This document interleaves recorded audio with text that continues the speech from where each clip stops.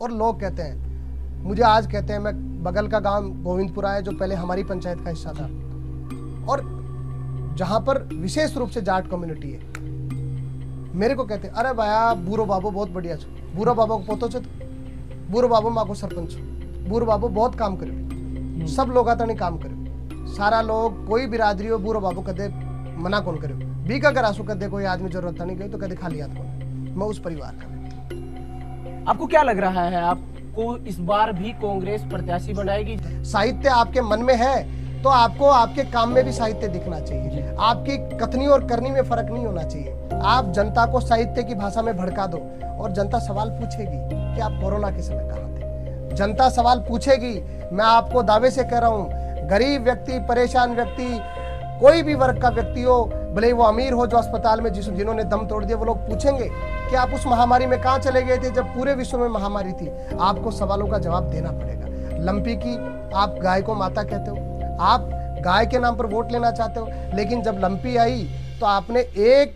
गौ सेवा की जो बात आपके मन में रहनी चाहिए थी, किसी गाय की, किसी गौ माता की सेवा करने का काम नहीं किया। हमारी टीम ने किया और मैं हमेशा कहता हूँ सब कुछ हमने नहीं किया, हमारे साथियों ने किया, सब लोगों ने मिलकर के किया, लेकिन हमने भी हमारा कंट्रीब्यूशन उसमें दिया। मैं जो पूछना चाह रहा था आपसे वो ये था कि उनकी वफादारी में जब पार्टी ने उन्हें नहीं चूज किया तो उसके बाद उनकी वफादारी में तो पार्टी के लिए कमी रही ना। तब बेटे को 8 में आपने चुनाव लड़ाया, आप 8 में हारे, आपको 13 में लड़ाया, आप 13 में हारे, और जब इतने लंबे समय से आप लड़ते आ रहे हैं और उस परिस्थिति में भी अगर आपको एक बार टिकट नहीं दिया, और वो भी आपका टिकट इसलिए काटा गया कि आप लंबे समय से 3 में चुनाव कमला जी हार चुके थे, 8 में आलोक जी हार चुके थे, 13 में आलोक जी हार चुके थे, तो ये पार्टी को निर्णय करना था और लंबे समय से आपके परिवार को राजनीतिक रूप से पहचान देने का काम कांग्रेस पार्टी ने किया है, तो आपने निर्दलीय उम्मीदवार बन करके चुनाव लड़ा। बागी का मतलब होता है कि पार्टी किसी के साथ अन्याय कर दे। पार्टी ने सर्वे करवाकर और तमाम रिपोर्ट्स के आधार पर पार्टी टिकट बांटती है, टिकट मनीष यादव जी के खाते में आया भी। उसके बाद आपको क्या लगता है कि क्या संभावित कारण रहे जिसके चलते आपका चुनाव जो है वो जीत के बजाय हार में तब्दील हो गया? और पूरे 4.5-5 वर्ष आप देख रहे हो कि भाई जो शाहपुरा में हो रहा है वो निर्दलीय विधायक के कहने से हो रहा है। तो जो कार्रवाई बननी थी, जो मैं मानता हूं कि कांग्रेस पार्टी के नाते जो पार्टी को कार्रवाई करनी चाहिए थी, लंबे समय तक कांग्रेस पार्टी को उन निर्दलीय उम्मीदवार को या निर्दलीय विधायक जी को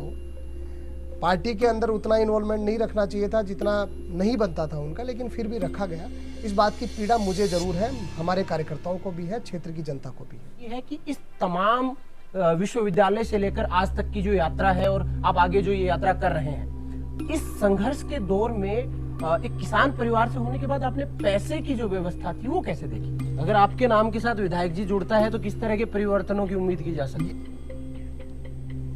वो जनता के साथ न्याय नहीं है की। और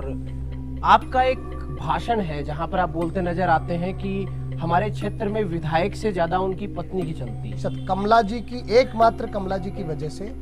सहानुभूति में आलोक जी विधायक बने, एकमात्र कमला जी की वजह से जनता की 36 कौम ने उनको, एक कौम ने नहीं 36 कौम ने उस समय उनको वोट दिया जी। आज जब शाहपुरा को जिला बनाने की बात थी और राजस्थान में 19 जिले बन गए, तब आप जिला नहीं बना पाए, ये सबसे बड़ा फेल्योर हमारे विधायक जी का है। और जब मुख्यमंत्री आकर के बोल रहे हैं, सार्वजनिक रूप से जनसभा में बोल रहे हैं और ये कह रहे हैं कि आपके विधायक जी ने मुझे कहा नहीं बजट के समय, नहीं तो मैं जिला बना देता, ये आपने भी सुना होगा, तब आपने किन चीजों के लिए कॉम्प्रोमाइज किया? वो मुद्दे उठते हैं। आपने कॉम्प्रोमाइज किया कि मैं अच्छा अधिकारी लगा के रखूं, अगर मेरी डिमांड ये पूरी हो जाएगी तो मेरी चलेगी नहीं, मैं मनपसंद अधिकारी यहाँ पर नहीं लगा पाऊंगा, हो सकता है मैं कांग्रेस पार्टी का आने वाला 23 के चुनाव के लिए टिकट के लिए बार्गेन कर पाऊं। लगातार कई बार इस बात के ऊपर जोर दिए हुए, कई सारे भाषण में जोर दिए हुए, जटे ते कहता नजर आया हो कि मैं सगली बिरादरियां खातर काम करना चाहूँ, मैं सगली बिरादरियां खातर काम करना चाहूँ। तो मेरा जो सवाल है वो है कि तारे मन में कोई जातियों रिलेटेड कोई डर है मन में, कहते ई चक्कर में जातियां सागे साधनु चाहो हो, या फिर इस चीज पे ज्यादा जोर रहने रीजन का ही है? भी मैं वरिष्ठ नागरिकों का सम्मान कर रहा हूँ, तो हमारे जो पूर्व विधायक जी खुले रूप से भाषण में कह रहे हैं, आजकल वरिष्ठ जनों का सम्मान करने का एक ट्रेंड चला हुआ है, मैंने किया है। आपने 75 वर्ष के व्यक्ति को जब वो आपके चरण छूता है तब आपने उसको रोका नहीं, आपको छूने दिया। लेकिन मैंने मेरी उम्र से बड़े व्यक्ति का चरण छूने का जो मेरे संस्कार है, मैंने वो शुरू से करने का काम